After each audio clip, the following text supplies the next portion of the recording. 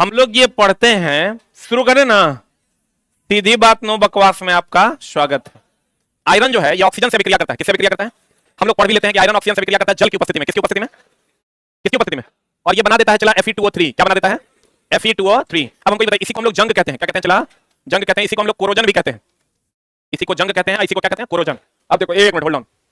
अब मामला क्या है? चला कभी कभी जंग का फार्मूला होता है Fe2O3 भी इसका फार्मूला होता है, और Fe3O4 भी। एक मिनट रुकने दे। कोरोजन और संचालन में अंतर है। कोरोजन होता है जंग लगना और संचालन होता है नष्ट होना। जंग लगने के बाद नष्ट होना संचालन कहलाता है। आपका एग्जाम हॉल में जाइएगा, कहेगा कि बताइए आयरन और ऑक्सीजन की उपस्थिति में लोहे का नष्ट होना क्या कहलाता है? संचालन। क्या होता है? आज जो प्राथमिक प्रक्रिया है वो क्या है? जंग लगना। क्या है? तो देखो, जंग लगना या कोरोजन इसको कहते हैं। इसका जो रंग होता है वो लालिमा युक्त, एनसीईआरटी में लाइन है चला, लालिमा युक्त भूरे रंग का होता है। कौन रंग का होता है? चला लालिमा युक्त कौन रंग का होता है? भूरे रंग का होता है। देखो कभी जंग देखे हो? जैसे हम लोग कहते हैं चला बेरियम सल्फेट का रंग कैसा? कैसा? सफेद। लेड आयोडाइड का रंग कैसा? रंग तुमको कुछ ही पूछेगा, ये ध्यान रखना। जो तुमको रंग पूछेगा दोस्त मेरे, एगो पूछेगा बेरियम सल्फेट। बेरियम सल्फेट का रंग कैसा होता है? सफेद। उसके बाद पूछेगा लेड आयोडाइड। लेड आयोडाइड का रंग कैसा होता है? पीला। क्लोरीन रंगहीन होता है। क्लोरीन कैसा होता है? चला ये वो क्वेश्चन है जो तुमको भीड़ से अलग कर देगा। रंगहीन होता है। उसके बाद Fe2O3 ये लालिमा युक्त भूरे रंग का होता है। लालिमा युक्त। जैसे हम लोग पढ़ते हैं चला जंग किस रंग का होता है? भूरे रंग का होता है। बताओ N2O किस रंग का होता है? लेड नाइट्रेट जब टूटता है तो NO2 के N2O, NO2 के N2O, हाँ NO2। NO2 का रंग कैसा होता है? भूरा। NO2 का रंग कैसा होता है? चला भूरा। सिल्वर क्लोराइड जब टूटता है, सिल्वर में उसका रंग कैसा होता है? स्लेटी। सिल्वर क्लोराइड जब सिल्वर, आगे है अभी हम बताएंगे आपको, जल्दी से लिख।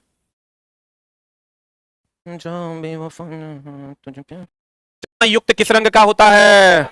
भूरे रंग का होता है। फिर कहता है डब्बा बंद, जितना भी डब्बा बंद है या बंद पदार्थों में जो खाद्य पदार्थ, डब्बा बंद छोड़ दो, कुरकुरे कह दो, चिप्स कह दो, कहीं पर अगर बंद किसी भी बंद पात्र में किसी कार्यखंड को, किसी भी खाद्य पदार्थ को रखा जाता है तो उसमें कौन गैस रहता है? नाइट्रोजन। हम लोग ये पढ़ते हैं ना, कुरकुरे कौन गैस है? Nitrogen gas. कुरकुरे में कौन गैस? Nitrogen gas. तो वैसे ही अगर बंद डब्बा है तो उसमें कौन गैस भरा जाता है? कौन गैस? तो नाइट्रोजन गैस क्यों भरा जाता है? कथन निष्कर्ष में अगर पूछेगा तो आप कहिएगा कि नाइट्रोजन गैस जो है वो अभिक्रिया नहीं करता है अन्य गैसों से, इसलिए नाइट्रोजन गैस भरा जाता है, जिससे सड़न नहीं होता। जैसे फॉर एग्जांपल बल्ब में देखिए, आर्गन या नाइट्रोजन भरते हैं, ना वो जलता है ना जलने देता है, ना वो खुद नष्ट होता है ना दूसरे को नष्ट होने देता है। मतलब नाइट्रोजन अभिक्रिया की दर को धीमा करता है या रोक देता है। लिखेगा नाइट्रोजन अभिक्रिया की दर को धीमा कर देता है। नाइट्रोजन अभिक्रिया की दर को क्या कर देता है? चला धीमा कर देता है। डब्बा बंद खाद्य पदार्थ कौन गैस का होता है? नाइट्रोजन गैस का पैक होता है। एक बात हमेशा ध्यान रखिएगा, अवक्षेपण विक्रिया में जो अवक्षेप बनता है, अवक्षेपण विक्रिया की अगर हम बात करें, किसकी बात करें? चला अवक्षेपण विक्रिया की अगर हम बात करें तो अवक्षेपण विक्रिया में जैसे लेड आयोडाइड है, ये भी अवक्षेप है। अवक्षेपण विक्रिया की अगर हम बात करें, अवक्षेपण विक्रिया की अगर हम बात करें तो अवक्षेपण विक्रिया में अवक्षेप बनता है। क्या बनता है? चला और अवक्षेप हमेशा अविलेय होता है। क्या होता है? और ये द्विविस्थापन विक्रिया का भी उदाहरण है। इस सब एनसीईआरटी का क्वेश्चन है। कौन विक्रिया है? द्विविस्थापन विक्रिया का उदाहरण है। ये किसका उदाहरण है? चला और इसमें आयनों का आदान प्रदान होता है। आयनों का आदान प्रदान होता है। एक मिनट होल्ड ऑन। जितना भी द्विविस्थापन विक्रिया है, कौन विक्रिया है, उस सब में आयनों का क्या होता है? आदान प्रदान। प्लस माइनस पर जाता है, माइनस प्लस पर। इसमें जो अवक्षेप बनते हैं वो जल में क्या होते हैं? क्या होते हैं? अविलेय होते हैं। कहां पर? कहां पर? जल में। ये अवक्षेपण विक्रिया का कुछ गुण है जिसको आप लिख लीजिए, राइट इट डाउन।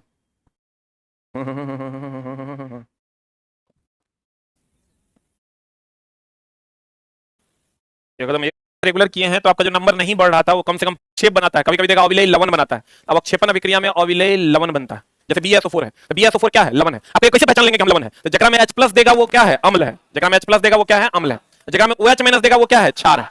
तो देखो जगह में H+ कहीं दिख रहा है क्या? OH- कहीं दिख रहा है क्या? इसका मतलब ना ये अम्ल है ना ये क्षार है, ये क्या है?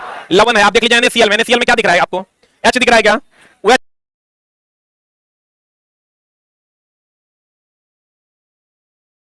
दिख रहा है क्या? दिख रहा है। नहीं दिख रहा है, इसका मतलब ये क्या है? लवण है। क्या है ये? लवण है। PbI2 ले लीजिए, PbI2 में H+ है क्या? OH- है क्या? नहीं है, इसका मतलब ये क्या है? लवण है। मेरे बुझा रहा है? अगर H+ होगा तो क्या होगा? अम्ल। OH- होगा तो क्या होगा? क्षार। और अगर दोनों में से कुछ नहीं है तो कैसा दिखेगा? लवण। लेकिन ये हर जगह अप्लाई नहीं होता है। जैसे आप कॉपर सल्फेट ले लीजिए, कॉपर सल्फेट अम्लीय नहीं है। चला कॉपर सल्फेट का जलीय विलयन अम्लीय है। कॉपर सल्फेट अम्लीय नहीं है, कॉपर सल्फेट का जलीय विलयन अम्लीय होता है। बोलो ने? तो कहने का मतलब ये हुआ कि अब लवण आप लगभग पहचान लीजिएगा, देख लीजिएगा कैसा लग रहा है? लवण जैसा। क्यों? क्योंकि जो H+ देगा वो क्या है? अम्ल। जो OH- देगा वो क्या है? क्षार। ना इसमें H+ है ना इसमें OH- है, क्या होगा? लवण होगा। क्या होगा? ये लवण होगा। तो कहते हैं चला अभी हम इसी बात पर चर्चा कर रहे थे, ये भी क्वेश्चन आपको एनसीईआरटी में दिखेगा। AgCl2 जब सूर्य की उपस्थिति में, सूर्य के प्रकाश की उपस्थिति में, सूर्य के प्रकाश की उपस्थिति में जब अभिक्रिया करेगा तो Ag+++2Cl- देगा। रुक रुक, चांदी का कलर कहेगा तो ये चमकीला होता है। ध्यान देना, चांदी का कलर कैसा होता है? चमकीला, कि कोई भी मार देगा सफेद होता है। चांदी कैसा होता है? सफेद। सब जानता है, वेल नोन है आपके लिए कि चांदी कैसा होता है। चांदी कैसा होता है? चांदी कैसा होता है? कैसा? सफेद ना। लेकिन जब सिल्वर क्लोराइड जब सिल्वर में टूटेगा ना, तो ये जो सिल्वर है इसका रंग स्लेटी होता है। यही क्वेश्चन इस बार पूछा था रेलवे, हमको लगता है 10 बार ये क्वेश्चन पूछा, 10 बार ये क्वेश्चन पूछा कि जब सिल्वर क्लोराइड सिल्वर में टूटेगा तो उसका सिल्वर का रंग कैसा हो जाएगा? स्लेटी। और ये सूर्य के प्रकाश की उपस्थिति में टूटता है, इसलिए इसको हम प्रकाशीय अपघटन अभिक्रिया कहते हैं। कौन अपघटन? अरे रुक जा यार, क्वेश्चन नहीं बनेगा, चला सब गड़बड़ी में फंस जाएगा। हम वो सभी क्वेश्चन तुम बना सकता है, बल का मात्रक, न्यूटन विद्युत धारा का मात्रक, एम्पीयर, सब तरह से बन जाएगा। ऐसे क्वेश्चन को एकदम आसानी से थोड़ा सा अगर कंसंट्रेट करके देखिएगा तो आप ऐसे क्वेश्चन भी बना पाइएगा। सिल्वर क्लोराइड हम कहते हैं प्रकाश की उपस्थिति में अगर अपघटन, अपघटन का मतलब होता है टूटना, लाइसिस बोलते हैं इसको। लाइसिस का मतलब क्या होता है? टूटना। प्रकाश की उपस्थिति में अगर टूटेगा प्रकाशीय अपघटन, विद्युत धारा की उपस्थिति में टूटेगा विद्युतीय अपघटन, और उष्मा की उपस्थिति में टूटेगा उष्मीय अपघटन। ये प्रकाश की उपस्थिति में टूट रहा है इसलिए इसको हम लोग प्रकाशीय अपघटन कहते हैं। तो जब ये सिल्वर क्लोराइड सिल्वर में टूटेगा तो इसका रंग कैसा होगा? स्लेटी। वैसे ही अगर पीबी लेड नाइट्रेट, अभी तुरंत हम बताए थे PbNO3 ये जो टूटता है तो क्या बनाता है? NO2 की N2O क्या बनाता है? और NO2 का रंग कैसा होता है? अभी तुरंत बताया तेरा भूरा। यही सब चला, कुछ 10-15 क्वेश्चन है जो घूम रहा है मार्केट में। बेरियम सल्फेट अगर बनाएगा तो कैसा रंग देगा? सफेद। कैसा देगा? लेड आयोडाइड होगा तो कैसा रंग देगा? पीला। हम सबको एक जगह लिखाई दिए हैं, वहां इसलिए नहीं लिखाया चला कि जब सिल्वर क्लोराइड, सिल्वर का रंग चांदी का होता है सफेद, लेकिन अगर सिल्वर क्लोराइड टूटेगा सिल्वर में तो इसका रंग कैसा हो जाता है? स्लेटी। बुझा रहा है? तो कहते हैं गौर फरमाइए, रिएक्शन लिख लिए, राइट डाउन द रिएक्शन।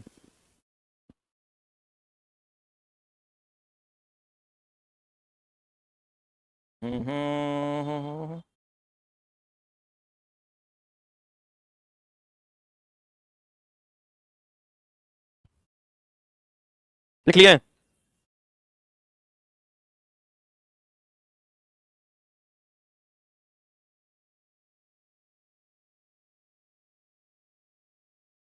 अरे हो गया। अब देखो, लेड नाइट्रेट के स्थान पर हम लोग, ये हमेशा ध्यान रखिएगा, जो हम लोग कहते हैं ना PbNO3 तो क्वेश्चन आता है लेड नाइट्रेट की जगह पर हम लोग किसका उपयोग करते हैं? समानार्थी कौन है? Lead acetate. जैसे चला हम लोग कहते हैं चीनी की जगह पर मधु का यूज किया जा सकता है। चीनी भी मीठा और मधु भी क्या है? मीठा। अब बच्चा चला कोई है उसको कड़वा लग गया तो हम लोग चीनी डाल देते हैं, चीनी नहीं है तो मधु डाल देते हैं। मधु मतलब गुटखा नहीं, मधु शहद। लेड नाइट्रेट की जगह पर हम लोग किसका उपयोग कर सकते हैं? लेड एसीटेट का। ये भी इस बार चला सुपर टॉप क्वेश्चन में से एक था। उसके बाद डिकेंस विधि, कौन विधि चला? याद रखना, डिकेंस विधि Cl2 का निर्माण किया जाता है। ये इंपॉर्टेंट इसलिए है कि ब्लीचिंग पाउडर का निर्माण भी, ब्लीचिंग पाउडर Cl2 का संबंध ब्लीचिंग पाउडर से है, और दैनिक जीवन में हम लोग ब्लीचिंग पाउडर का खूब यूज करते थे ब्लीच करने के लिए, साफ करने के लिए। इसलिए आपको यहां से ये क्वेश्चन पूछेगा। डिकेंस विधि, जैसे हेबर विधि का उपयोग अमोनिया बनाने के लिए, संपर्क विधि से H2SO4 बनता है। ये चला हेबर विधि से क्या बनता है? अमोनिया। और संपर्क विधि से क्या बनता है? Sulphuric acid. ये लिख लो। वैसे ही एक डिकेंस विधि, कौन विधि है चला?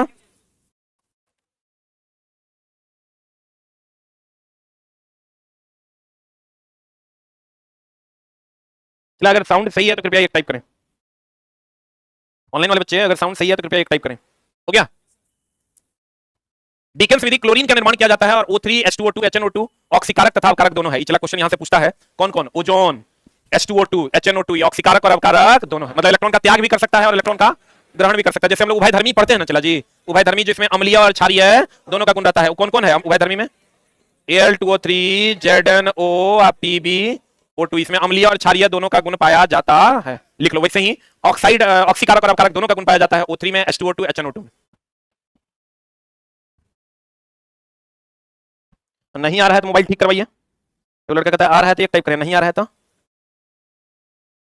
नहीं आ रहा है तो मोबाइल ठीक करवाना पड़ेगा रे। मोबाइल चला कभी कभी खराब भी हो जाता है। एक ही वो लड़का है, 50 बार मैसेज लिख दिया कि साउंड तो आ नहीं रहा है, पढ़ा क्या रहे हैं पता नहीं चल रहा है, बाकी सबको साउंड जा रहा है। उभयधर्मी बोले तो Al2O3 ZnO और PbO2। तो चला इस सब उभयधर्मी है, इसका मतलब ये अम्लीय भी और क्षारीय भी। अब चला देखो यहाँ पर क्या मामला है। अम्ल क्षार सूचक दो प्रकार के होते हैं, हम पीछे भी आपको बताए थे। अम्ल क्षार सूचक जो है, अम्ल क्षार सूचक जो है चला, ये दो प्रकार का होता है। कौन कौन? एक होता है चला प्राकृतिक, और एक क्या होता है? कृत्रिम। प्राकृतिक अम्ल क्षार सूचक में कौन कौन आता है? हाइड्रेंजिया, हाइड्रेंजिया गुल्म का फूल आता है, हाइड्रेंजिया नाम सुना है रे। उसके बाद पत्ता गोभी और पिटूनिया। उसके बाद हल्दी। इसमें आओगे तो इसमें आता है मिथाइल ऑरेंज। क्या आता है चला? Methyl orange. और कौन रे? फिनोप्थिलीन। Methyl orange, phenolphthalein. ये कृत्रिम अम्ल क्षार सूचक है। यहां पिटूनिया लिखल है, पिटूनिया की पंखुड़ियां। ये हमारे यहां नहीं पाया जाता लेकिन होता है। मिथाइल ऑरेंज, फिनोप्थिलीन, हाइड्रेंजिया गुल्म का पौधा, पत्ता, पत्ता गोभी, पिटूनिया की पंखुड़ी, हल्दी, ये सब चला प्राकृतिक अम्ल क्षार सूचक है। कृत्रिम में आ गया मिथाइल ऑरेंज, फिनोप्थिलीन, जो कृत्रिम अम्ल क्षार सूचक है। हाँ जी, लाइकेन अम्ल क्षार सूचक है, वो भी प्राकृतिक में आएगा, क्योंकि कवक और शैवाल का क्या है? वो मिश्रण है। कवक भी प्राकृतिक है और शैवाल भी क्या है? प्राकृतिक है। हो गया?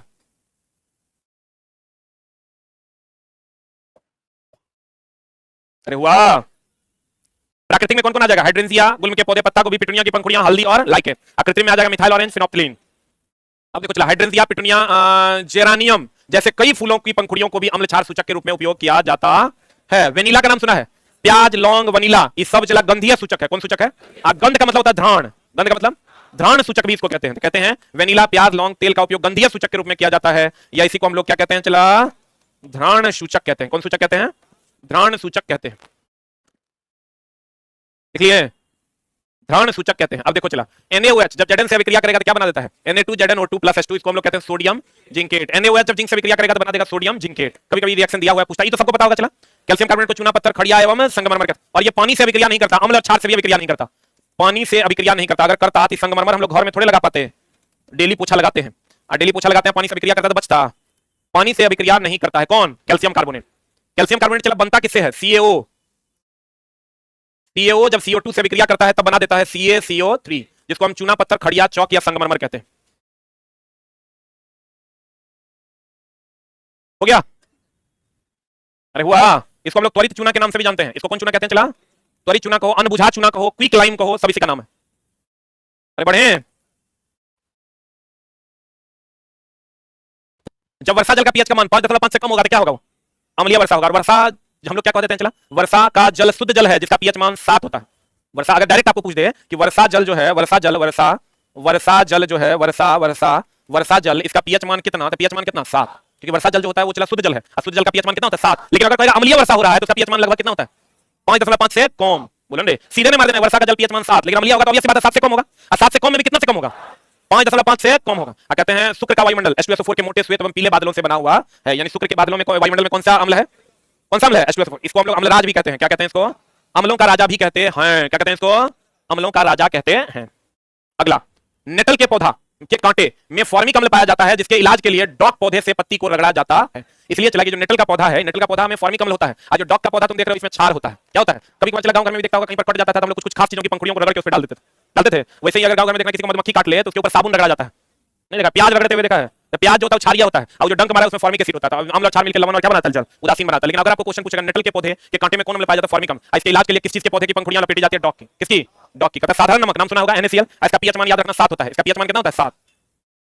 साधारण नमक का पीएच मान कितना होता है? चला,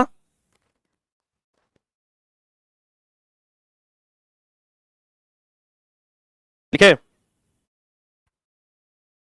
7। कहते हैं साधारण नमक NaCl के को कच्चे माल के रूप में NaOH, NaHCO3, Na2CO3, CaO, Cl2 etc का उपयोग किया जाता है। मतलब ये जो नमक है साधारण नमक का कच्चे माल के रूप में, यानी इस सब बनाने में हम लोग इसका उपयोग करते हैं। चाहे आपको NaOH बनाना है तब भी NaCl का उपयोग करते हैं। NaOH क्या हो गया? Sodium hydroxide, sodium bicarbonate, Na2CO3 sodium carbonate, CaO, Cl2 bleaching powder. बोलेंगे इस सब बनाने के लिए कच्चा माल के रूप में हम लोग किसका उपयोग करते हैं? NaCl का। किसका उपयोग करते हैं? NaCl का उपयोग करते हैं। Na2CO3 इस बार चला बिहार दरोगा का यही क्वेश्चन था। बिहार दरोगा में पीटी में क्वेश्चन पूछा था कि जल की कठोरता को दूर करने के लिए हम लोग किसका उपयोग करते हैं? सोडियम कार्बोनेट का। किसका उपयोग करते हैं? अब जल की कठोरता 2 प्रकार की होती है।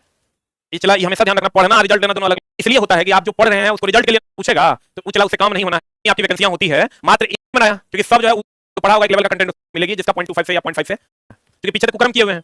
Na2CO3 जल की कठोरता, जल 2 प्रकार का होता है। जल 2 प्रकार का होता है। एक होता है मृदु जल, और एक होता है कठोर जल।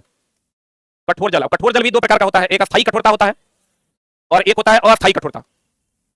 ये अस्थायी कठोरता जो होता है चला, इसको हम लोग पी सकते हैं, इसका यूज करते हैं सब जगह। इसका यूज नहीं करते। अगर इसका यूज करना है तो इसको उपचारित करना होगा, इसको ठीक करना होगा। और ठीक करने के लिए पहले तो इसमें कठोरता, अस्थायी कठोरता होता है कैल्शियम और मैग्नीशियम के क्लोराइड और सल्फेट के कारण। अस्थायी कठोरता होता है कैल्शियम और मैग्नीशियम के बाइकार्बोनेट के कारण। ये दोनों को चला दूर किया जा सकता है, दोनों को दूर करेंगे सोडियम कार्बोनेट के द्वारा। बिहार दरोगा 2023 दोनों को दूर किया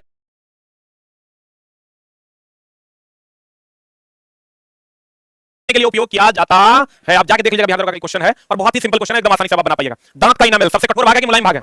दांत का इनामेल भी चला हड्डी है तो कैल्शियम फॉस्फेट का बना होगा। किसका बना होगा? किसका बना होगा? दांत का इनामेल सबसे कठोर अंग है जो किस प्रकृति का होता है? क्षारीय प्रकृति का होता है। अच्छा बात बताओ, टूथपेस्ट किस प्रकृति का होता है? टूथपेस्ट जो होता है ये किस प्रकृति का होता है? चला क्षारीय। दांतों में सड़न किसके कारण होता है? दांतों में सड़न अम्लीयता, मुंह की अम्लीयता के कारण होता है। तो जब रात में आप ब्रश करके सोइएगा तो आपके मुंह में जो अम्ल होगा और टूथपेस्ट में जो क्षार होगा मिलकर उदासीन हो जाएगा, तो ना अम्ल रहेगा और ना दांतों में सड़न होगा। इसलिए रात में क्या करके सोना चाहिए? ब्रश करके सोना चाहिए, जो कि लगभग लोग नहीं करते हैं। खाना खाने के बाद फिर से सूत जाते हैं। ऐसा नहीं करना चाहिए। अब ब्रश भी लोगों को तो ब्रश करने भी नहीं आता है, ब्रश तो ऐसा रगड़ते हैं लगता है कि साला रगड़िए के हटेगा। ब्रश जब भी आप करते हैं चला हल्के हाथों से कीजिए। अब ब्रश ऐसे ऐसे नहीं करना है, हमको एक बार डेंटिस्ट सिखाया, तुम लोग को ज्ञान हम पार्सल कर रहे हैं। हम गए थे डेंटिस्ट के पास, तो डेंटिस्ट ने कहा कि ब्रश जो लोग करते हैं वो ऐसे ऐसे करना, ब्रश ऐसे ऐसे करना और हल्के हाथों से करना है, नहीं हल्का एकदम। दांतों में सड़न किसके कारण होता है? अम्लता के कारण। तो जब अगर दांतों में अम्ल है, मुंह में अम्ल है और अगर हम छाट डाल देंगे तो उदासीन हो जाएगा, सारा का सारा अम्ल क्या हो जाएगा? समाप्त हो जाएगा। सांद्र HCl और सांद्र HNO3 कैसा रंग का होता है? पीला हरा। और चला सांद्र NaOH, सांद्र HCl और सांद्र NaOH किस रंग का होता है? पीला हरा रंग का होता है। एक चीज और ध्यान रखिएगा, सांद्र HCl ईवीएनसीईआरटी का डायरेक्ट सवाल है। सांद्र HCl प्लस सांद्र मतलब मोटा की पतला, मोटा। सांद्र HNO3 ई जो है चला बना देता है अम्लराज। क्या बना देता है? अम्लराज। ई होता है चला कितना अनुपात कितना में? एकरा में 1 है 3 होगा, एकरा में 3 है क्या होगा? 1। और ये जो है चला सांद्र एनसीईआरटी का क्वेश्चन है, मजाक में नहीं लेना। यहां पर क्या किया ना, सांद्र HCl तनु HNO3, इधर देखो पहले, सांद्र HCl तनु HNO3 या तनु HCl सांद्र HNO3, नहीं दोनों सांद्र होगा। सांद्र का मतलब कैसा होगा? मोटा। मोटा होगा तो बना देगा अम्लराज। क्या बना देगा? अम्लराज। अम्लराज बोले तो एक्वारेजिया। क्या बना देगा चला? एक्वारेजिया। इसमें कौन घुल जाता है? गोल्ड और प्लेटिनम क्या हो जाता है? घुल जाता है। लेकिन चला अगर पहला ऑप्शन मारना हो तो क्या मारिएगा? गोल्ड। अगर दोनों में से कोई एक चुनना हो तो क्या मारिएगा? गोल्ड। प्लेटिनम नहीं चुनिएगा, दोनों ऑप्शन अगर रहेगा। वैसे दोनों रहता नहीं है लेकिन अब रहता है। लग गया जो मकई बारिश हो गया, सब गेहूं सूख गया, सही तरीके से को पेंट शर्ट नहीं पहन पाया, के घर में पैसा आता है। लेकिन किसान 6 में इसलिए चला जो लोग व्यवसाय से नहीं जुड़े, व्यवसाय से जुड़ा लोग देखो डेली कपड़ा बदलेगा भाई, तुमको चमकता हुआ चेहरा दिख जाएगा। जेकर बाप गवर्नमेंट की लड़की में देखो बता देते हैं, व्यवसाय की सरकारी नौकरी, सरकारी करे पापा क्या करते हैं तुम्हारे? बताओ। किसान नहीं किसान है, हाँ क्या है? गरीबी। इसलिए है गरीब लोग कृपया पढ़ाई पे ध्यान दें, क्योंकि कलम ही तुम्हारा हथियार है, ठीक है ना? न मामला हो जाएगा गड़बड़। करे तो बाबूजी क्या करते हैं? लिखा पढ़ी करते हैं जमीन वाला। जो गरीब बच्चा होता है चलो वो अलग है, तो अपनी गरीबी को दूर करना है ना। देखो ये गरीब है, एकदम गरीब है बेचारा, गरीबी से जी रहा है किसी तरह। ये गरीबी को कंटिन्यू नहीं करना है तो पढ़ाई करना होगा, कंटिन्यू करना है तो ठीक है, जैसे चल रहा है वैसे तो चलने तो चलिए रहा है, तो कितना बढ़िया कट रहा है। इसलिए चला जो लोग अमीर हैं उनकी कोई बात नहीं, अमीर है चला तुमको अपने फर्टिलिटी में उससे बड़ा करके दिखाना होगा, और जो गरीब है उसको तो करना ही करना है। इसलिए चला एकदम ध्यान देकर पढ़ाई कीजिए। सांद्र HCl सांद्र HNO3 कितना अनुपात? कितना? 3 अनुपात है। और अगर गोल्ड और प्लेटिनम दोनों घुल जाता है, लेकिन अगर कोई एक ऑप्शन चुनना हो तो क्या चुनेंगे? गोल्ड। अभी तो सबको पता है सोना सबसे अधिक धातु बन गया, सबसे अधिक तन्य है। धातु बन मतलब पीट कर चादर बनाना, और तन्यता मतलब खींचकर तार बनाना। सही कि गलत? अगर सोना सबसे अधिक उपयोग में आने वाला तन्य और धातु वर्धनीय तत्व है। क्षारीय धातु आप देखो चला, लड़का को पूछता है कि सोडियम बताइए क्या है, तो सोडियम को लड़का कहता है इसको चाकू से काट सकते हैं, ये मुलायम होता है। पढ़े हैं कि नहीं? अरे पढ़े हैं, सोडियम को चाकू से काट सकते हैं और ये क्या होता है? मुलायम। क्या होता है? सोडियम को चाकू से काट सकते हैं और यह मुलायम होता है। लेकिन मेरी जाने मोहब्बत फर्स्ट ए का जो तत्व है, जिसको हाइड्रोजन को छोड़ दीजिए, हाइड्रोजन तो गैस है ना, हाइड्रोजन को छोड़ दीजिए, ली ना करो रब से फरियाद, ये सब मुलायम है, ये तो मुलायम है सोडियम, ये सब मुलायम है, सब को चला सारे के सारे मुलायम और सब के सब क्षारीय है। बोलो हाँ, तो हम कह देते हैं क्षारीय धातु मुलायम। अब मुलायम होगा तो बताओ कम गलनांक की ज्यादा गलनांक? जल्दी गलेगा ना। ठोस होगा था, कठोर होगा था, अधिक गलनांक बोलवे नहीं करेगा। यहां आप क्षारीय धातु कह दीजिए या यूं कह दीजिए फर्स्ट ए के तत्व। कौन तत्व? ये पता है ना? चलो फर्स्ट ए को क्षारीय धातु कहते हैं और सेकंड ए को क्षारीय मृदा धातु बोलो ने कहते हैं। क्षारीय धातु मुलायम तथा कम गलनांक का होता है और इसे चाकू से काटा जा सकता है। सिल्वर एवं गोल्ड अत्यंत अधिक ताप पर भी ऑक्सीजन से अभिक्रिया नहीं। आप अगर आप चला बताइए चांदी और सोना अगर अधिक ताप पर ऑक्सीजन से अभिक्रिया कर ले तो पता चला सोनार को देखे हैं, सोनार को देखे हैं, सोनार क्या करता है? सोना ले लेता है और डर कर सोनार, सोनार है तुम, स्टैंड अप, सोनार है तुम। हाँ देखो इसकी मुस्कुराहट बता रही है कि सोनार है। बागेश्वर के बाद चला हम ही हैं। अच्छा एक बात बताओ ईमानदार, हमको तुम कभी बताया कि हम सोनार हैं? कभी बताया है? अभी इससे बात कर रहा था, एक्सप्रेशन से लग रहा था इसका दोस्त इसकी ओर ऐसे देखा था, सोनार तू ही तो है। हम भूल गए कि छोटा सोनार है ये, बैठो यही बात था, यही सब चला बाबा लोग करते हैं। जल्दी दूर होगा, नौकरी की समस्या है। आज जैसे देख लेगा बुढ़वा है, कहेगा सामाजिक पारिवारिक कला, बेटा बहुत दिक्कत कर रहा है, बेटा और बहू से तुम बहुत परेशान। जी बाबा जी बहुत परेशान। तो कहते हैं चला कि सिल्वर की अगर हम बात उम्र देख के अपने देख लेगा, छोटा बच्चा बहुत ज्यादा WBC अगर बहुत ज्यादा जनरेट नहीं हुआ, रोग प्रतिरोधक क्षमता का बढ़िया होगा, कहेगा हाँ आपके बच्चे हैं, बच्चा लेकिन तुम जाओ, बच्चे के स्वास्थ्य पे असर, सर्दी खांसी बुखार लगा हुआ रहता है, तो वो जानता। कहते हैं सिल्वर एवं गोल्ड कौन कौन चला अत्यंत अधिक ताप पर भी ऑक्सीजन से विक्रिया नहीं करता। अगर यह विक्रिया करता तो हम लोग उतना ताप पर उसको पिघलाते हैं, सोनार को फू फू करके जो पिघलाता है वो पूरा पिघल जाता है, ऑक्सीजन से विक्रिया करता है तो ऑक्साइड बना देता, लेकिन वो ऑक्साइड बनाता नहीं है। इस बार बीपीएससी टीचर टीआरई 3.0 में क्वेश्चन पूछा था, चांदी सोना और प्लेटिनम, खास करके सोना और प्लेटिनम मुक्त अवस्था में पाए जाते हैं, ये किसी से अभिक्रिया नहीं करता। अगर सोना प्लेटिनम किसी से अभिक्रिया करता है, पता चला तो सोना पहने हुए हैं वो अभिक्रिया करके धीरे धीरे अपना रंग साफे बदल देता। बोलो ना रे, सिल्वर और गोल्ड अत्यधिक ताप पर ऑक्सीजन से अभिक्रिया करता कि नहीं करता? नहीं करता। सोडियम और पोटेशियम ठंडे जल के साथ तेजी से, ये बात हमेशा ध्यान रखना। चला फर्स्ट ए का जितना भी तत्व है, हे लीना करो रब से फरियाद, फर्स्ट ए का जितना भी तत्व है इसको कहां डुबा कर रखते हैं? कहां डुबा कर रखते हैं? केरोसिन में डुबा कर रखते हैं। अगर इसको जल में डाल दीजिएगा तेजी से विक्रिया कर लेगा। फास्फोरस को जल में सुरक्षित, ये फर्स्ट ए जो है केरोसिन में सुरक्षित रहता है। फर्स्ट ए कहां सुरक्षित रहता है दोस्त मेरे? केरोसिन में सुरक्षित रहता है। और फास्फोरस जो है ये कहां सुरक्षित रहता है? पानी में सुरक्षित रहता है। खाली हम लोग जानते हैं सोडियम जो है केरोसिन में सुरक्षित रहता नहीं, फर्स्ट ए का जितना भी तत्व है वो पानी में सुरक्षित रहता है। फर्स्ट ए करें केरोसिन में सुरक्षित रहता है, अब फास्फोरस किसमें सुरक्षित रहता है? पानी में। हो गया? एक बात बताओ, इसका मतलब अगर फर्स्ट ए का जो तत्व है लीना करो रब से फरियाद, इसको अगर पानी में डाल देंगे तो सुरक्षित रहेगा क्या सुरक्षित रहेगा? इसका मतलब तेजी से अभिक्रिया करेगा? बोले मैं नहीं करेगा। और खास करके सोडियम और पोटेशियम तेजी से अभिक्रिया करता है। अरे बोलो मैग्नीशियम की बात करें, ठंडे जल के साथ अभिक्रिया करता है कि नहीं करता है? नहीं करता, बल्कि गर्म जल के साथ धातु के ऑक्साइड Mg2O और हाइड्रोजन प्रदान करता है। Mg जो है चला जल से अभिक्रिया नहीं करता, लेकिन जब गर्म जल दोगे, कौन जल दोगे चला, गर्म जल अगर दे दोगे, गर्म जल दे दोगे, गर्म जल दे दोगे तो यह अभिक्रिया कर लेगा और ये बना देगा MgO। आप प्लस कौन गैस निकाल देगा, हाइड्रोजन गैस।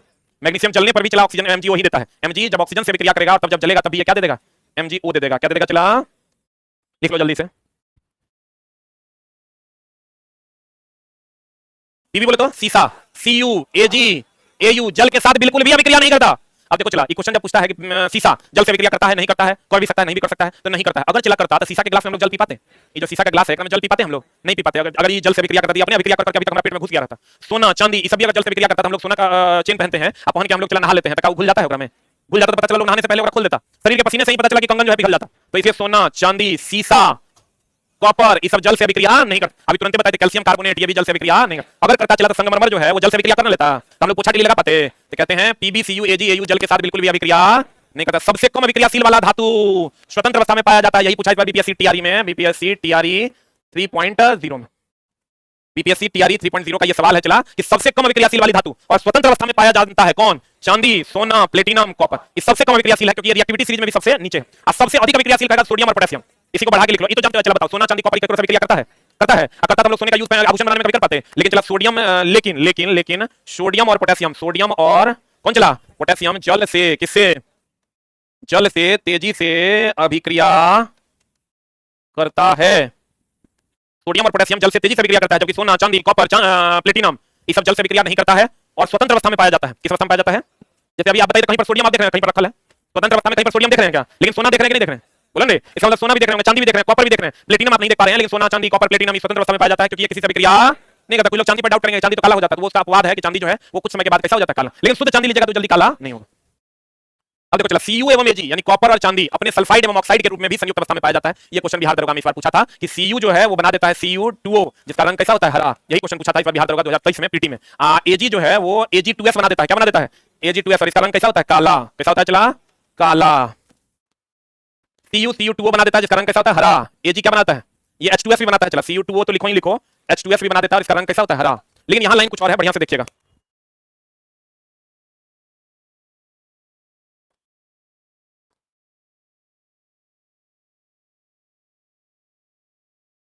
हो गया, अरे हुआ। अब कहता है चलो कॉपर और चांदी अपने सल्फाइड, देख लो कॉपर से कॉपर सल्फाइड और सिल्वर से सिल्वर ऑक्साइड के रूप में भी संयुक्त अवस्था में पाया जाता है। संयुक्त मतलब जुड़ा हुआ, लेकिन अधिकतर ये स्वतंत्र अवस्था में पाया जाता है। अधिक अभिक्रियाशील वाले धातु, अधिक अभिक्रियाशील वाले धातु कौन कौन हो गया चला, बोले sodium potassium, sodium potassium calcium magnesium aluminium. अधिक अभिक्रियाशील वाले धातु स्वतंत्र रूप में नहीं पाए। आप खाली सोना अकेले देखिएगा लेकिन पोटेशियम अकेले नहीं देखिएगा, सोडियम अकेले नहीं देखिएगा, सोडियम को देखिएगा NaOH के साथ, फलना के साथ, चिलना के साथ, क्योंकि दूसरे से अभिक्रिया करके एक दूसरे को आपस में क्या कर लेता, जोड़ लेता।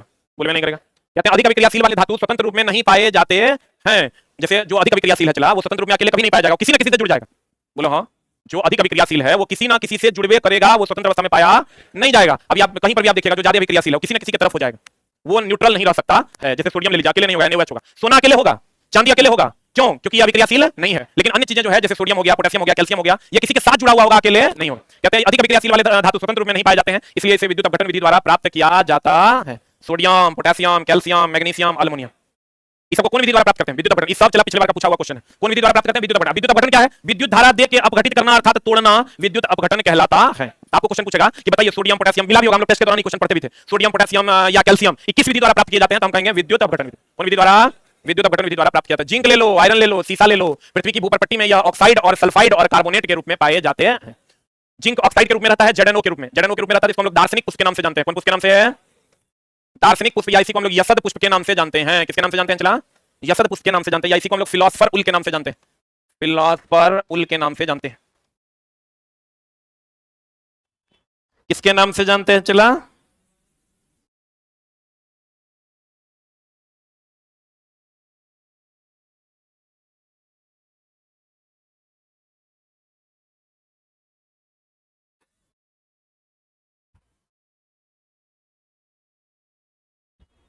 अरे हो गया। ZnO दार्शनिक पुष्प है, यसद पुष्प है, फिलोसफर उल है। उसी तरीके से लेड ऑक्साइड होगा तो लेड सल्फाइड होगा तो FeS2 हो जाएगा। लेड का आयरन ऑक्साइड होगा तो iron sulphide FeS2, iron carbonate होगा तो Pb2O3 या PbCO3 हो जाएगा। ZnFePbCu कार्बन का उपयोग से क्या होते हैं? अपचयित होते हैं। अपचयित होना मतलब ऑक्सीजन को जोड़ना कि हटाना? अरे ऑक्सीकरण, उपचयन, अपचयन। ऑक्सीकरण, उपचयन, अपचायक, अवकरण, अपचयन, उपचायक। यानी इसमें ऑक्सीजन हटाना कि जुटना? वेरी गुड, ऑक्सीजन का हटना और हाइड्रोजन का जुटना। इस किसका उपयोग करके होगा? किसका उपयोग करके? कार्बन का। जिंक, आयरन, सीसा और कॉपर कार्बन का उपयोग करके अपचयित होते हैं। किसका उपयोग करके चला? कार्बन का उपयोग करके अपचयित होते हैं। एजी बोले तो चांदी, सोना, प्लेटिनम प्राकृतिक अवस्था में उपस्थित होते हैं। यही क्वेश्चन था जो हम आपको बोले बीपीएससी में इस बार टीचर वाले में। सोना, चांदी और कौन? प्लेटिनम। कॉपर, अगर तुमको कॉपर और सोना या कॉपर और प्लेटिनम में कोई एक चुनना होगा तो क्या चुनना? प्लेटिनम या सोना चुनना। कॉपर को नहीं चुनना क्योंकि चला उस पर सल्फाइड का परत जम जाता है जो हरे रंग का हो जाता है। तो कहते हैं ये प्राकृतिक अवस्था में पाए जाते हैं। कार्बोनेट अयस्क किस विधि द्वारा शुद्ध किए जाते हैं? निस्तारण। सल्फाइड अयस्क भंजन या फेन उत्प्लवन, या लिख लो फेन उत्प्लवन विधि द्वारा इसको शुद्ध किया जाता है। सल्फाइड अयस्क का निष्कर्षण फेन उत्प्लवन या भंजन विधि द्वारा शुद्ध किया जाता है। बताओ अविलेय अशुद्धि, अभी तुरंत हम बताए थे चला। अविलेय अशुद्धि जैसे ये चला, अगर कोई विद्युत अपघटन की क्रिया है, इसमें एनोड है और कैथोड है। कौन कौन है चला? एनोड और कैथोड है। तो अविलेय अशुद्धि जो एनोड तली पर विक्षेपित हो जाता है, ये एनोड के तली पर मान लो ये विक्षेपित हो गया, तो विक्षेपित हो जाना, तो इसको हम लोग जो ये विक्षेपित होता है या जमा होता है, इसको हम लोग एनोड पंख कहते हैं। क्या कहते हैं चला? क्या कहते हैं इसको? एनोड पंख। पंख का मतलब अशुद्धि होता है। पंकित जल नाम सुने हो? अशुद्ध जल। पंकित जल मतलब अशुद्ध जल। एगो चीज का और ध्यान रखना, अल्युमिनियम पर जो परत जमता है, अल्युमिनियम पर जो परत जमता है ऑक्साइड का, वो होता है Al2O3।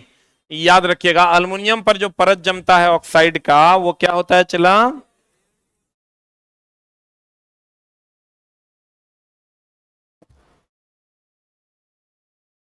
जो परत जमता है वो किसका होता है? Al2O3 का। अल्युमिनियम पर परत जमता है किसका होता है? Al2O3 का। और कह देगा अविलेय अशुद्धि एनोड के तली पर विक्षेपित होता है, जिसे हम लोग क्या कहते हैं? क्या कहते हैं रे? एनोड पंख कहते हैं। पंकित जल का मतलब होता है अशुद्ध जल। लिख लो कहीं पर, पंकित जल। कौन जल चला? पंकित जल का मतलब होता है अशुद्ध जल। पंकित जल बोले तो अशुद्ध जल। जितना लड़का चला हल्ला करता ना, है ही भारी क्वेश्चन है, भारी क्वेश्चन, इससे बाहर आपका साइंस का क्वेश्चन नहीं जाएगा अगर आप इसको अच्छे से कर लेते हैं तो। हम इसके रिलेटेड क्वेश्चन भी सारा बता दे रहे हैं। आप कम से कम 700 अगर वन लाइनर बताएंगे तो कम से कम 3000 के आसपास आपको हम पढ़ा देंगे। 3000 अप्रोक्स। पंकित जल मतलब कौन जल? अशुद्ध जल। बताओ पंकित जल का क्वथनांक अधिक की कम? अरे बोलो न रे, क्वथनांक किसका क्या? पंकित जल का क्वथनांक होता है अधिक। पंकित जल का क्वथनांक कितना होता है? अधिक। CuCO2 से, आर्द्र CO2 से अभिक्रिया करेगा, CuCO3 बनाएगा, जिसका रंग कैसा होता है? हरा। जैसे अभी हम बोले थे बेरियम सल्फेट का रंग कैसा? सफेद। लेड आयोडाइड का रंग कैसा? पीला। NO2 का रंग कैसा? भूरा। सिल्वर का रंग है, सिल्वर क्लोराइड सिल्वर में बनेगा तो स्लेटी। वैसे ही चला, जब CuCO2 से विक्रिया करेगा CuCO3 बनाएगा, जो कैसा रंग का होगा? हरा। और हम ये भी बताए थे कॉपर पर हरे रंग का परत जमता है, चांदी पर काले रंग का परत जमता है। बोलो रे, कॉपर पर कैसे रंग का? हरे रंग का। चांदी पर कैसा? काले रंग का परत जमता है। तो भैया मेरे, जब CuCO2 से विक्रिया करेगा आर्द्र CO2 से, तो बना देगा CuCO3, जिसका रंग कैसा होगा? हरा। ऐसे भी चला, कॉपर पर कौन रंग जमता है? हरा। कौन रंग? हरे रंग का जमना होता है। आयरन, अल्युमिनियम और जिंक ठंडा एवं गर्म जल के साथ कोई अभिक्रिया अगर करता चला तो लोहा के बर्तन में हम लोग लोहा के लोहिया में हम लोग खाना बना पाते? अल्युमिनियम के लोहिया में हम लोग खाना बना पाते? अगर ठंडा जल से अभिक्रिया कर जाता या गर्म जल से अभिक्रिया कर जाता तो हम उसमें खाना नहीं बना पाते। एक और जान लो, कौन? जिंक। यही क्वेश्चन पूछा था कि भैया अभिक्रियाशीलता किसकी ज्यादा है, टीन की कि जिंक की? अधिकतर जब ये क्वेश्चन आता है अभिक्रियाशीलता चला जिंक की ज्यादा है और टीन की कम, इसलिए टीन के बर्तन प्रयोग किए जाते हैं, इसलिए टीन के बर्तन प्रयोग किए जाते हैं, प्रयोग किए जाते। एक के क्वेश्चन जो बीपीएससी 1 में चला टफ पूछा था वो यही था, एक क्वेश्चन मात्र जो सबसे टफ पूछा था, खाने वाले बर्तन जो हैं वो टीन के क्यों बनाए जाते हैं? इसलिए बनाए जाते हैं क्योंकि उसकी अभिक्रियाशीलता कम है। जिसकी अभिक्रियाशीलता ज्यादा होगी वो चला खाना के साथ ही घुल जाएगा, तो खाना के साथ घुल जाएगा तो पता चला जिंक का बर्तन लीजिएगा, जिंक घुल जाएगा खाने भोजन में, तो घुल जाएगा तो फिर मामला गड़बड़ा जाएगा। इसलिए हम लोग टीन के बर्तन का उपयोग करते हैं क्योंकि उसकी अभिक्रियाशीलता कम होती है।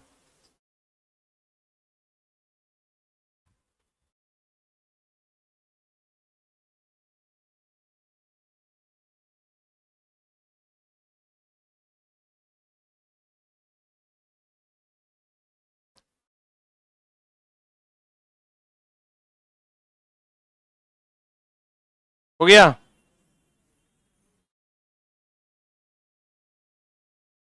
आजकल नेटवर्क का बहुत इशू है ना रे, रहबे नहीं करता है ना। रात में हम सोचे थोड़ा देर मैच देखेंगे, वाईफाई नहीं चल रहा था तो मैचो नहीं चल पाया, जियो पे मैच चलवे नहीं किया। देख ही रहे थे, हमको लगा हल्ला हुआ तो हमको लगा महेंद्र सिंह धोनी आउट हो गया। आउट हो गया तो हाथ में मोबाइल था ही, थके हुए थे, हम सो गए। साला भोरे उठे देखे 37 रन मार दिया। हम बोले साला देखो देख नहीं पाए। हम चला MS धोनी के एकदम पक्के सपोर्टर हैं, एकदम 100% वाला। हम अगर किसी के फैन हैं इस पूरे पृथ्वी पर 2-4 लोगों के, तो उसमें एक आदमी वो है जिसका नाम है महेंद्र सिंह धोनी। अब बहुत लोग मुंबई को सपोर्ट करते हैं वगैरह वगैरह, लेकिन अपन तो भैया CSK का फैन है। CSK के कौन कौन फैन है एक बार हाथ खड़ा कीजिए। मतलब इसमें भी मुंबई और RCB का फैन बैठा हुआ, मारो सबको। RCB बोला, अब मुंबई इंडियन, गुजरात टाइटंस भी है क्या? लखनऊ सुपर जॉइंट्स न है। मैक्सिमम हमको लगता है फैन 3 ही भागों में बटा हुआ है। सनराइजर्स हैदराबाद है क्या? है। कलकत्ता, तुम छोटा सब में हाथ उठाता है आदमी है कि? अब देखो अभिक्रियाशीलता जो है चला, अभिक्रियाशीलता सबसे ज्यादा होती है जिंक की कि टीन की? जिंक की अभिक्रियाशीलता ज्यादा और टीन की अभिक्रियाशीलता कम, इसीलिए टीन के बर्तन का उपयोग करते हैं। किसका उपयोग करते हैं? खाने के बर्तन में टीन का उपयोग किया जाता है, तो वह अभिक्रिया खाने से नहीं करता है और हमारा खाना सुरक्षित रहता है। लेकिन जंगरोधी बनाने, लोहे को जंगरोधी बनाने के लिए हम लोग टीन का लेप नहीं लगाते हैं। किसका लेप लगाते हैं? लोहे को जंगरोधी बनाना है, लोहे को जंगरोधी बनाना। इससे भी कम अभिक्रिया तो सोना करता है, तो अगर लेप नहीं लगा देंगे। लोहे को जंगरोधी बनाने के लिए किसका उपयोग करते हैं? जिंक का। बनारस का जो चला काशी विश्वनाथ मंदिर है, उसके ऊपर सोने का पत्थर लगा हुआ है, देना एकदम तुमको चमकीला नजर आएगा। हो गया?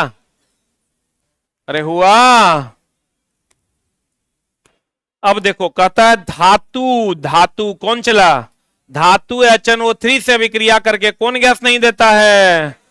बाकी जितना धातु है, धातु की अगर बात करोगे तो लगभग धातु जो है वो जल से अभिक्रिया करके हाइड्रोजन गैस देता है। धातु जल से अभिक्रिया करेगा तो कौन गैस देगा? Hydrogen gas. एगो चीज और ध्यान रखना, धातु अम्ल से भी अभिक्रिया करेगा ना, तब भी कौन गैस देगा? Hydrogen gas. लेकिन धातु जब HNO3 से अभिक्रिया करेगा तो हाइड्रोजन गैस नहीं देता है। लिख लो, धातु जल से भी क्रिया करेगा हाइड्रोजन गैस देगा, धातु अम्ल से भी क्रिया करेगा हाइड्रोजन गैस देगा, लेकिन धातु HNO3 से विक्रिया करेगा तो हाइड्रोजन गैस नहीं देगा। अम्ल में ये अपवाद है, HNO3 भी अम्ल है, नाइट्रिक एसिड, लेकिन ये अपवाद है। हम अभी वो लिखा है धातु अम्ल से विक्रिया करेगा हाइड्रोजन गैस देगा, लेकिन धातु नाइट्रिक एसिड HNO3 से विक्रिया करेगा तो हाइड्रोजन गैस नहीं देगा। लिख लिया?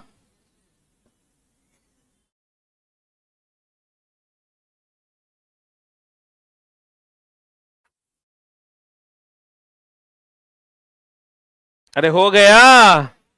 धातु HNO3 से विक्रिया करके कौन गैस देगा? हाइड्रोजन गैस देगा कि नहीं देगा? नहीं देगा। लेकिन अगर सीधा पूछ दे तुमको धातु अम्ल से विक्रिया करेगा तो कौन गैस देगा? कौन गैस देगा? Hydrogen gas. बोलो हाँ। धातु अम्ल से विक्रिया करेगा हाइड्रोजन गैस देगा, लेकिन धातु नाइट्रिक अम्ल से विक्रिया करेगा तो हाइड्रोजन गैस नहीं देगा, ये ध्यान रखना। और धातु जल से विक्रिया करेगा तब भी कौन गैस देगा? कौन गैस देगा? Hydrogen gas. तो कहते हैं चला स्टेनलेस स्टील में कौन कौन तत्व होता है? आयरन, निकेल, क्रोमियम और कार्बन। पूछता है चला स्टेनलेस स्टील जंगरोधी होता है क्योंकि इसमें निकेल होता है, क्रोमियम होता है और क्या होता है? कार्बन। आपको कभी कभी क्वेश्चन पूछता है स्टेनलेस स्टील का मुख्य तत्व क्या है, तो कहेंगे आयरन, निकेल, क्रोमियम और कार्बन। भूपरपट्टी पर खनिज के रूप में कितना % कार्बन है? 0.02% कार्बन है। वायुमंडल में कितना % CO2 है? 0.03%। कार्बनिक यौगिक, अब देखो चला कार्बनिक यौगिक जैसे ले लो तुम अल्कोहल, ये कार्बन है ना इसमें, ये कार्बनिक है, लेकिन ये विद्युत का कुचालक है। क्यों जानते हो? विद्युत का सुचालक होने के लिए आयन में टूटना जरूरी है, क्योंकि आयन के कारण ही विद्युत धारा का प्रवाह होता है। किसका प्रवाह होता है? आयन के कारण ही विद्युत धारा का प्रवाह होता है। और कार्बनिक यौगिक आयन में नहीं टूटते हैं। टूटते हैं कि नहीं टूटते हैं? नहीं टूटते हैं, इसलिए कार्बनिक यौगिक विद्युत के कुचालक हैं। विद्युत के क्या हैं? आयनिक यौगिक विद्युत के सुचालक हैं, क्योंकि वो आयन में टूट जाते हैं, लेकिन कार्बनिक यौगिक विद्युत के कुचालक हैं क्योंकि वो आयन में नहीं टूटते हैं। पता नहीं बुझा रहा है कि नहीं?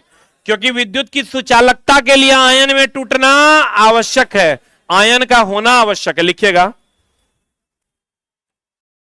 विद्युत की सुचालकता के लिए, विद्युत की सुचालकता के लिए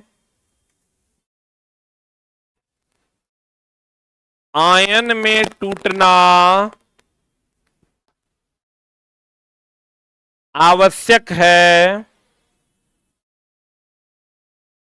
आयन में टूटना आवश्यक है क्योंकि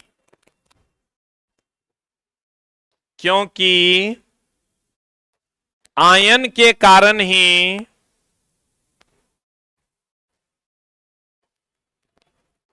विद्युत धारा का प्रवाह होता है, क्योंकि आयन के कारण ही किसका प्रवाह होता है? विद्युत धारा। अब देखो कार्बनिक यौगिक आयन में नहीं बनता है, आयन नहीं बनाता है। क्या नहीं बनाता है? इसलिए यह विद्युत का क्या है? कुचालक होता है। लेकिन आयनिक यौगिक आयन बनाता है, इसलिए वो विद्युत का क्या है? सुचालक। बता, बायोगैस और सीएनजी अर्थात रसोई ईंधन का मुख्य घटक। अब देखो चला, जैसे मेरे बुक में चला लिखा हुआ है बायोगैस का मुख्य घटक मीथेन है, सीएनजी का मुख्य घटक मीथेन है, लेकिन अब हम अपने बुक में ये लाइन ऐड करने वाले हैं कि रसोई ईंधन का भी मुख्य घटक मीथेन है। अब रसोई ईंधन में बायोगैस भी आ गया। बायोगैस बोले तो गोबर गैस, बायोगैस बोले तो गोबर गैस आ गया कि नहीं आया? रसोई गोबर गैस से खाना बनाते हुए सुना है कि नहीं? अगर तुमको कह दे गोबर गैस, बायोगैस, एलपीजी, सीएनजी, इसका मुख्य घटक कौन है? मीथेन। तो चला बायोगैस बोले तो गोबर गैस, उसका मुख्य घटक भी क्या है? मीथेन। रसोई गैस में कभी कभी दे देता है, तो रसोई गैस में लड़का मारता है, रसोई गैस बोले तो एलपीजी। रसोई गैस लड़का मारता है क्या? एलपीजी। और आपको पता होगा एलपीजी का जो मुख्य घटक है वो ब्यूटेन है। तो लड़का से अगर पूछ देता है कि बताओ बाबू एलपीजी रसोई गैस का मुख्य घटक क्या, तो लड़का मारता है रसोई गैस का मुख्य घटक, रसोई गैस बोले तो एलपीजी, एलपीजी बोले तो ब्यूटेन। वो गलत है। रसोई गैस कह रहा है, इसका मतलब ये गोबर गैस की बात, अगर डायरेक्ट एलपीजी नहीं कह रहा है, इसका मतलब कौन गैस की बात कर रहा है? गोबर गैस। अब गोबर गैस मतलब कौन गैस? बायोगैस। आप बायोगैस बोले तो कौन घटक? मीथेन। बुझा रहा है। लेकिन अगर कह दे एलपीजी रसोई गैस में कौन मुख्य घटक, क्या क्या मारिएगा? ब्यूटेन। अरे बुझा रहा है। और अगर कह दे रसोई ईंधन में मुख्य घटक कौन? मीथेन। अगर कह दे बायोगैस का मुख्य घटक कौन? मीथेन। अगर कह दे सीएनजी का मुख्य घटक कौन? मीथेन। अरे बुझा रहा है। अब कहते हैं, गौर फरमाइएगा, अपरूप। अपर रूप देखो, अब चला एगो चीज ध्यान रखना, तत्व का संबंध रासायनिक गुण से है। किससे है? चला, अगर तत्व समान मतलब रासायनिक गुण समान, बोलो हाँ। और भार का संबंध जो है भौतिक गुण से है। अगर आप पढ़े होंगे तो हम जरूर आपको पढ़ाए होंगे। एक बात बताइए, ऑक्सीजन का अपर रूप ले लीजिए,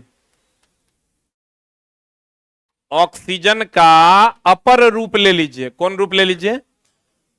एगो O2 ले लीजिए, एगो O3 ले लीजिए। बोलिए हाँ। तेरा में तत्व समान है कि नहीं है? अरे तत्व दोनों में ON है, तो तत्व समान है मतलब रासायनिक गुण समान कि असमान? हाँ। और अगर भार अलग अलग होगा कि सेम होगा? एक 16 दूनी 32, एक 16 तिया 48, तो भार अलग अलग हो जाएगा। भार अलग अलग हो जाएगा तो भौतिक गुण अलग अलग कि सेम? अलग अलग ना। इसका मतलब अपर रूप का तत्व समान है तो रासायनिक गुण समान, अब भार अलग अलग है तो भौतिक गुण अलग अलग।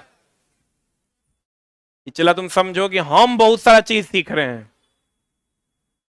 अब जो हम पहले क्या पढ़ाते थे? हम पढ़ाते थे समस्थानिक कार्बन 612, कार्बन 614। बोलो हाँ। तो हम कहते थे देखो बाबू, एक द्रव्यमान अलग अलग है तो रासायनिक भार अलग अलग है तो एक भौतिक गुण अलग अलग, तत्व सेम है तो रासायनिक गुण समान। बोलो रे। लेकिन अब हम अपने में भी एक लाइन जोड़ेंगे कि भैया अपर रूप ऑक्सीजन का अगर अपर रूप है, कार्बन का अपर रूप है कार्बन 612, कार्बन 614, तो कार्बन 612 कार्बन 614 में कार्बन समान है कि अलग अलग है? तो तत्व समान है मतलब रासायनिक गुण समान होगा। और भार अलग अलग है तो भौतिक गुण क्या हो जाएगा? अलग अलग। बोले नहीं करेगा। देखो बात बताओ, अगर आर्गन 1840 दे दें तुमको और कैल्शियम 2040 दे दें, तो बताइए हमको इसका भौतिक गुण जो द्रव्यमान पर निर्भर करता है, भार पर, ये समान के अलग अलग? हाँ। और रासायनिक गुण जो तत्व पर निर्भर करता है अलग अलग। बुझाया कि नहीं बुझाया? बोलन रे। यही वो एक नंबर है चला जो तुमको भीड़ से अलग करके जॉब दिलवा देगा।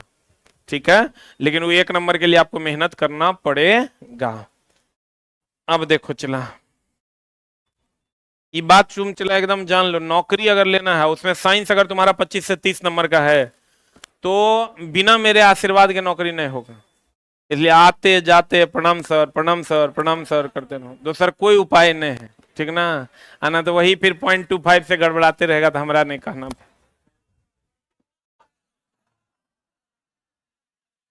अरे छोटा ओल सिंह बकरी सिंह से पढ़ेगा 70 नंबर आएगा, 71 आएगा तबे नौकरी होगा। हम तोरा बोले न चला, जब हम अपना से तेज तोरा बना रहे हैं, जितना तेज हम इससे पहले थे, ये 700 लाइन जो वन लाइनर तोरा बढ़ा रहे हैं, तो हम अपनों से तेज तोरा बना रहे हैं ताकि तो हर काम 100% हो जाए। लेकिन उसके लिए अब तुम है एक ही पढ़ाएगा, तो एक ही पढ़ाएगा तो फिर ऐसे ही टहलते रहेगा मुसल्लापुर हाट में। इसलिए चला एकदम पूरा वैल्यू चाहिए हमको। ऑक्सीजन, ऑक्सीजन का अपर रूप है चला O2 और क्या O3। बोलो हाँ। तो इसमें तत्व समान है कि अलग अलग? तो तत्व समान है कर मतलब रासायनिक गुण समान, और द्रव्यमान अलग अलग है तो भौतिक गुण अलग अलग। तो हम कह सकते हैं अपर रूप के रासायनिक गुण समान लेकिन भौतिक गुण अलग अलग। कहता है अपर रूप के रासायनिक गुण समान, भौतिक गुण अलग अलग। बोलो हाँ, बोलो हाँ। अब कहता है चला कार्बन की श्रृंखला। अब देखो कार्बन जो श्रृंखला बनाता है, चेन बनाता है, क्या बनाता है चला? कार्बन जो चेन बनाता है, श्रृंखला बनाने का गुण होता है, चेन बनाने का गुण होता है। कार्बन मजबूत बंधन बनाता है, मजबूत बंधन बनाता है अपने छोटे आकार के कारण। किसके आकार के कारण? कार्बन मजबूत बंधन बनाता है अपने छोटे आकार के कारण। अगर आप किसी से आकर्षण ज्यादा रखिएगा तो आपका बंधन मजबूत रहेगा। आकर्षण ज्यादा रखने के लिए आपको उसके साथ बंधन बनाना पड़ेगा। क्या बनाना पड़ेगा? आप बंधन बनाइएगा तो आकर्षण हो जाएगा, आकर्षण हो जाएगा तो आपकी मजबूती क्या हो जाएगी? बढ़ जाएगी। तो कहते हैं अगर ये देखो, ये अगर न्यूट्रॉन और प्रोटॉन है, इसका साइज इतना बड़ा है, अगर ये न्यूट्रॉन और प्रोटॉन है, इसका साइज इतना बड़ा है, इलेक्ट्रॉन यहाँ है, तो बताओ इसमें आकर्षण कम होगा कि ज्यादा? दूरी ज्यादा है, आकर्षण कम होगा। जैसे अगर हमारी दूरी आपसे ज्यादा हो जाएगी, तो दूरी ज्यादा हो जाएगा तो हमारा आपका आकर्षण क्या हो जाएगा? कम हो जाएगा। बोलो न रे, इसलिए दूरी कम रखिए, दूरी कम रखिएगा तो आकर्षण क्या होगा? ज्यादा। आकर्षण ज्यादा होगा तो मेरे दोस्त इसमें दूरी कम है, आकर्षण ज्यादा होगा, आकर्षण ज्यादा होगा तो मजबूत बंधन बनेगा कि कमजोर? अब मजबूत बंधन बनेगा तो फिर टूटेगा नहीं। तो आपको कहेगा अपना छोटा आकार, अपना, बोलो न रे, जैसे चला थोड़ा घमंड कम रहेगा, घमंड कम रहेगा, तुम्हारा बंधन दूसरे से मजबूत होगा कि कमजोर? अगर तुमको घमंड बहुत ज्यादा है, क्योंकि हर आदमी के पास कुछ ना कुछ एक्स्ट्रा होता है, अपने उस एक्स्ट्रा पे बहुत ज्यादा घमंड है तुमको, तो तुम्हारा बंधन क्या हो जाएगा? कमजोर। अगर तुम्हारा बंधन उस एक्स्ट्रा के को कम कर दो तो तुम्हारा बंधन क्या हो जाएगा? मजबूत। तो भैया इसका आकार छोटा है, इसका आकार छोटा है, इसका गुण है, इसका ये गुण है, तो भैया मजबूत बंधन बनाता है। कैसा बंधन बनाता है? आपको कहेगा कार्बन क्यों मजबूत बंधन बनाता है? अपने छोटे आकार के कारण। किसके कारण? इसका मतलब कोई भी चीज अगर आपके पास है, आप उसको छोटा करके रखिएगा तो आपका दूसरे के साथ बंधन मजबूत बनेगा, चाहे वो कोई भी चीज हो। तो कहते हैं, गौर फरमाइएगा, कार्बन में श्रृंखला बनाने की क्षमता होती है, और कार्बन अपने छोटे आकार के कारण मजबूत बंधन के बड़े आकार के कारण सिलिकॉन हाइड्रोजन के साथ 7/8 परमाणुओं तक श्रृंखला बनाता है। यहां 7 से 8 हो जाएगा। सिलिकॉन हाइड्रोजन के साथ 7 से 8 परमाणुओं तक श्रृंखला बनाता है, जो अति अभिक्रियाशील होता है। अब देखो चला, कार्बन कार्बन के बीच बना बंधन अधिक मजबूत तथा अस्थायी होता है। यह क्यों होता है?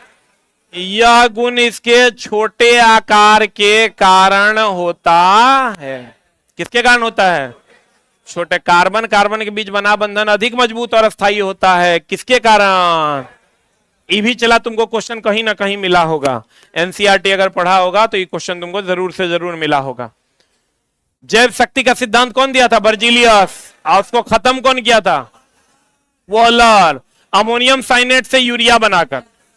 बोलो रे, जैव शक्ति कार्बन यौगिक केवल जीव से ही प्राप्त होते हैं, ये कौन दिया था? बर्जीलिया। वोहलर ने जैव शक्ति के सिद्धांत का खंडन किया अमोनियम साइनेट से क्या बनाकर? कार्बन परमाणुओं का वलय की संरचना क्या कहलाती है? वो जो चला ऐसे ऐसे करके हम लोग बेंजीन बनाते हैं ना, हो इस संरचना को हम लोग क्या कहते हैं? साइक्लोटोन। क्या कहते हैं? चला अब बताओ, वलय की संरचना का जन्मदाता कौन है? बेंजीन। कौन है? चला वलय की संरचना का जन्मदाता कौन है? बेंजीन। समजात में कितने का अंतर? समजात समझते हो? जैसे एल्केन, एल्कीन, एल्काइन नाम सुना है? जैसे चला CH4 ले लो, एक ही फैमिली का, C2H6 ले, C3H8 ले लो, इस सब में देखो CH2 का अंतर है। देखो कितने का अंतर है? ये वो कार्बन और 2 का हाइड्रोजन का अंतर है। एक बात बताओ चला, समान जात के कैसे होइएगा? जब सब मान लो गुप्ते है, सब मान लो यादवे है, सब मान लो झाए जी है, सब मान लो महतो जी है, तो हम लोग कहते हैं समजात है। बोलो ना, या इधर लड़की है, इधर लड़का है, उधर छक्का है, तो इधर वाला एक जात का, इधर वाला एक जात का, इधर वाला एक जात। बोलो ना रे, तो समजात मतलब एक ही प्रकार का। अगर सब में लगातार में CH2 का अंतर होगा तो हम कहेंगे वो कैसा है? समजाती है। होमोलोगस सीरीज कहते हैं। आणविक द्रव्यमान बढ़ने से, जैसे चला कोई भारी है, जैसे एल्युमिनियम ले लो तुम और लोहा ले लो, किसका गलनांक ज्यादा होगा? लोहा का। अरे छोटा, एल्युमिनियम और लोहा में क्या कर गलनांक ज्यादा? इसका मतलब आणविक द्रव्यमान बढ़ता है तो गलनांक भी बढ़ता है। बोले वे नहीं करेगा। आणविक द्रव्यमान के बढ़ने से गलनांक और क्वथनांक में भी क्या होती है? वृद्धि। यानी भारी वाला वस्तु का गलनांक और क्वथनांक ज्यादा की कम? जल्दी गलेगा कि लेट से गलेगा? लेट से गलेगा ना। बोले वे नहीं करेगा। आणविक द्रव्यमान ज्यादा होगा, उसका गलनांक और क्वथनांक अधिक की कम? अधिक होता है। बोलो हाँ। अल्कोहल का क्या होता है? OH। अल्डिहाइड का होता है CHO। कीटोन का होता है CO। कार्बोक्सिलिक एसिड हो गया ओइक एसिड, इसका होता है COOH। ठीक कर लो चला।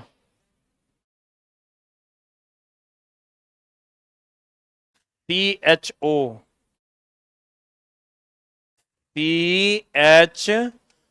कीटोन का होता है CO। कीटोन का क्या होता है रे? CO। Carboxylic acid oic acid क्या होता है? COOH। ये फंक्शनल ग्रुप है, कभी कभी पूछ देता है।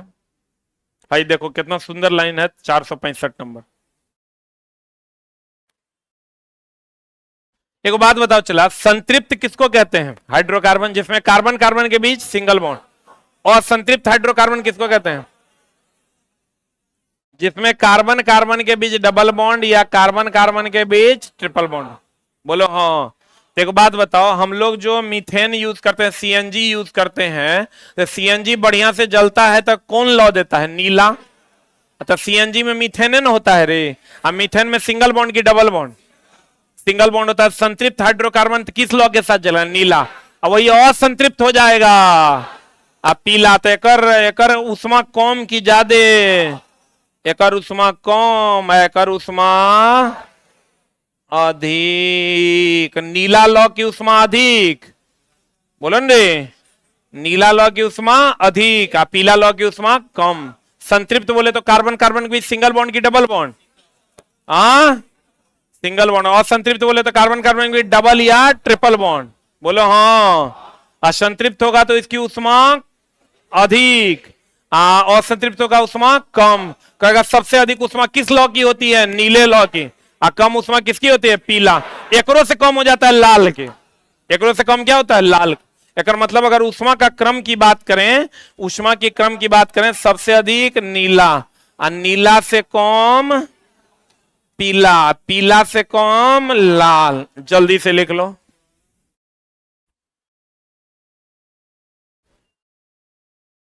हो गया। संतृप्त होगा तो कैसा? नीला। असंतृप्त होगा तो कैसा? पीला। बोलो हाँ, बोलो हाँ। कहीं मुस्कुरा रहा है तुम?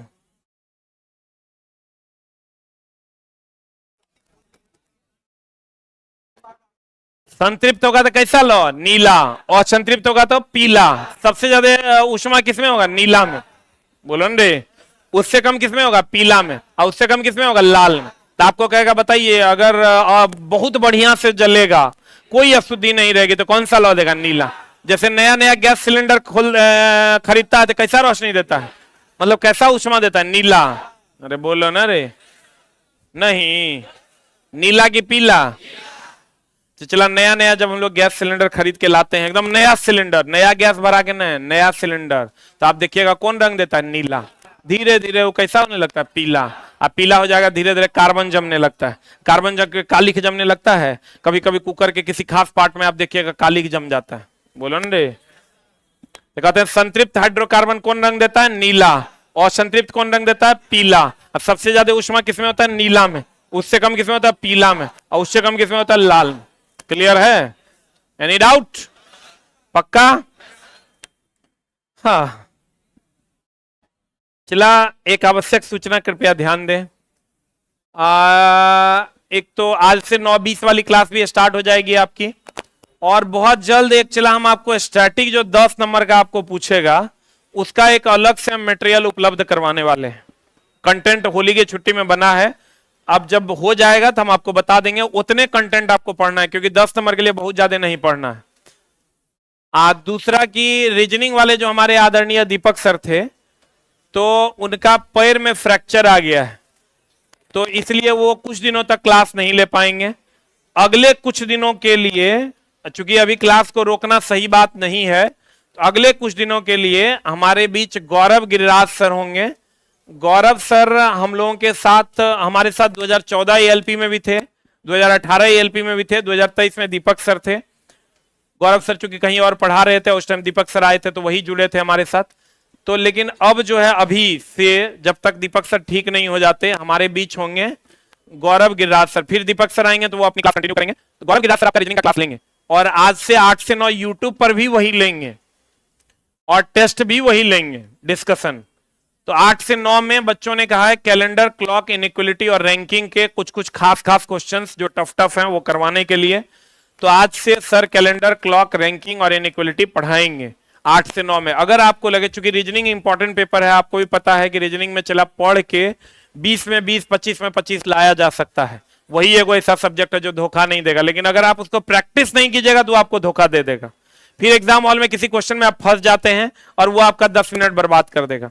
तो ये प्रैक्टिस आपका चलते रहे, उसके लिए हम 8 से 9 के क्लास को रोके नहीं है। और हमारे बीच गौरव गिरिराज सर होंगे। इसका जो पीडीएफ है अगले 5 दिनों तक नीचे उपलब्ध मिलेगा। आप आइएगा, पीडीएफ लेके जाइएगा, आइएगा पीडीएफ लेके। आप भोर में कभी भी आइएगा, बोलिएगा 8 से 9 का पीडीएफ दे दो, 8 से 9 का पीडीएफ उपलब्ध रहेगा, आप ले जाइए और पढ़िए, ताकि एक सप्ताह तक 5 दिन क्लास करके देखिए। अच्छा लगेगा तो हमारे चैनल से रीजनिंग पढ़िए, नहीं अच्छा लगेगा तो किसी और के चैनल से रीजनिंग पढ़िए, हमको कोई दिक्कत नहीं है। हम चला अपने तरफ से जो best of the best, experiment नहीं किए हैं, जो एकदम ट्रेंड फैकल्टी है उसी को लाने की कोशिश किया। अभी बच्चे आप लोग रीजनिंग टेस्ट का डिस्कशन किए भी होंगे, कैसा पढ़ाए? 10 में 10 की 10 में 9? 10 में पक्का ना? चलेगा कि भगा दे? पक्का ना? चलेगा नहीं चला दौड़ेगा, चलेगा कि दौड़ेगा? पक्का ना? तो ये हमको चला विश्वास था, आपको अच्छे से गाइड कर देंगे सर और आपको नेक्स्ट लेवल में लेके जाएंगे। अगर आप 20 में 17 सोच रहे थे तो आप इनके साथ 19 सोच सकते हैं, उस लेवल में आपको ये रीजनिंग पढ़ाएंगे।